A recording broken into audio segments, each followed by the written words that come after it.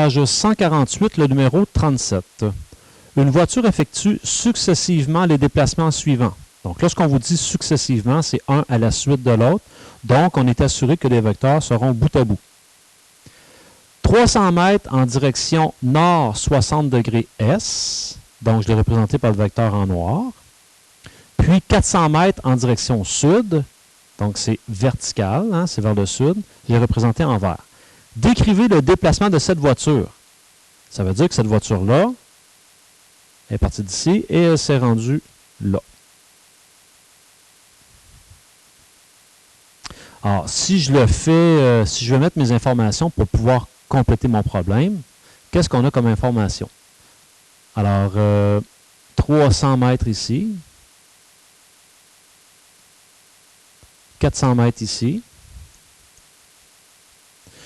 Je sais que ici, ça c'était selon un angle de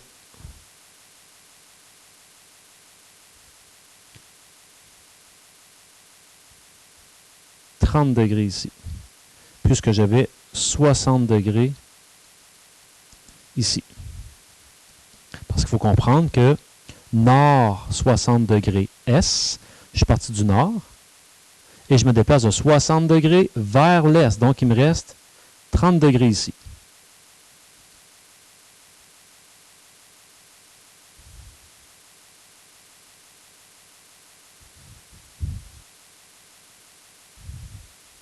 Puisque j'ai 30 degrés ici, j'en déduis que dans le triangle rectangle qui est là, j'ai 60 degrés ici.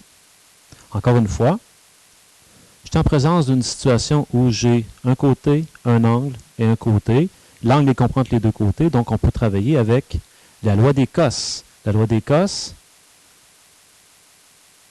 A à la 2 égale B à la 2 plus C à la 2 moins 2 BC cos de A. Donc ici, A à la 2 égale 300 au carré plus 400 au carré, moins 2 fois 300 fois 400 fois le cos entre les deux angles, 60 degrés. Alors, pour avoir A, je fais ce calcul-là, je fais la racine carrée, je vais obtenir 360,6 mètres. Donc, la voiture a parcouru, en fait, le résultat, 360,6 mètres. Avant d'aller plus loin, je vais juste vous dire qu'un peu plus tard, un peu plus loin dans le problème, je vais faire le même, mais au lieu d'utiliser la loi des cos, je vais utiliser uniquement les composantes des deux vecteurs en question. Donc, si ça vous intéresse, vous pouvez aller plus loin dans la vidéo et uniquement regarder avec les composantes. On veut avoir l'orientation du vecteur en rouge. Pour l'instant, je ne l'ai pas tout de suite. Ce que je pourrais faire pour avoir l'orientation, par déduction, je pourrais venir chercher l'angle qui est ici comme ça, dans le triangle formé des trois vecteurs. Et encore une fois, là, j'ai deux côtés, donc je pourrais y aller par la loi des sines. Alors, je pourrais dire que 360,6 sur le sinus opposé, c'est-à-dire sin de 60, est égal à 400 sur le sin, appelons-le θ, ici.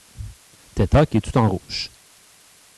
Donc, sin θ, j'ai à faire 400 fois le sin de 60 divisé par 360,6. Donc, la mesure de l'angle θ, après avoir fait sin moins 1, vous allez obtenir 73,9 degrés. Alors, il est évident ici là, que là, notre dessin n'est pas vraiment à l'échelle. Okay?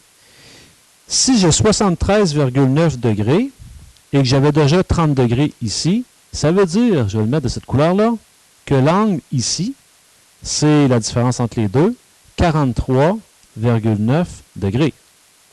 Et c'est là que je pourrais dire que l'orientation, je pars de l'est et je fais 43,9 degrés vers le sud. Et ça serait une excellente réponse. Maintenant, regardons le même problème en utilisant les composantes. Parce que très souvent, les composantes vont faciliter les calculs. Alors, je vais leur donner des noms. Disons que le vecteur ici, on va l'appeler le vecteur A. Et ici, je vais l'appeler le vecteur B. Première des choses, je dois sortir des composantes de chacun de mes vecteurs. Alors, je vais aller un peu plus bas. Je vais représenter à nouveau le vecteur A. Je vais le prendre à part. Donc, mon vecteur A. Vecteur A, on disait que c'était 60. Je partais du nord et je faisais 60 degrés vers l'est.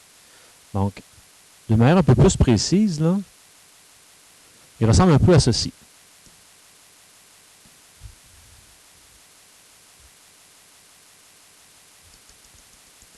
Par rapport au nord, j'ai fait 60 degrés. Donc, j'ai ici 30 degrés. On me dit 300 mètres. Alors, nous, ce qu'on a à faire, c'est d'aller chercher composante en I, composante en J. Bon, composante en J, pas très compliqué. Le côté opposé à un angle de 30 degrés, c'est la moitié de l'hypoténuse. Et pour avoir ici, je peux faire cos de 30. C'est I sur 300. Donc, I, c'est 300 fois le cos de 30. J'obtiens ici, je vais faire le calcul en direct. Donc, 300 fois le cos de 30, j'obtiens 259,81 mètres. Ce qui signifie que mon vecteur A, on l'avait appelé A celui-là, ses composantes, c'est 259,81 et 150. Les deux sont positives puisque je me déplace vers la droite et vers le haut. Le vecteur B,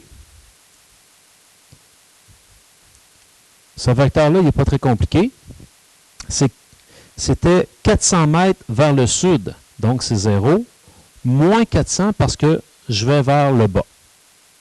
Et dans le problème se résume à faire A plus B.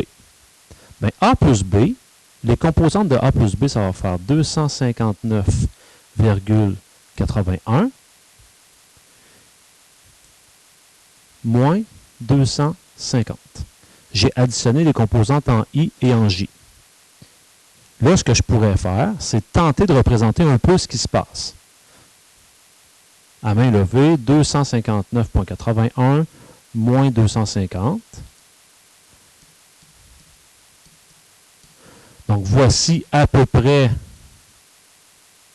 le vecteur résultant. C'est vraiment ce qui se passait. Si je veux avoir la norme de ce vecteur-là, ben, je peux le faire par Pythagore. Donc, la norme de A plus B. Alors, par Pythagore, avec 259,81 et 250, j'arrive exactement à 360,6 degrés.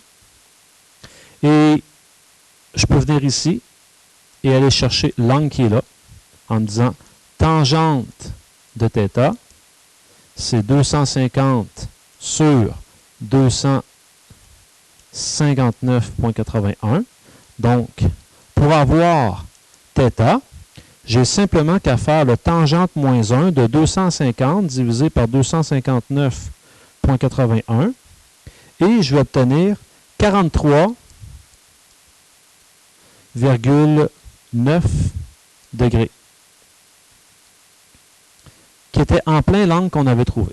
Donc, voilà une autre manière de solutionner ce numéro-là.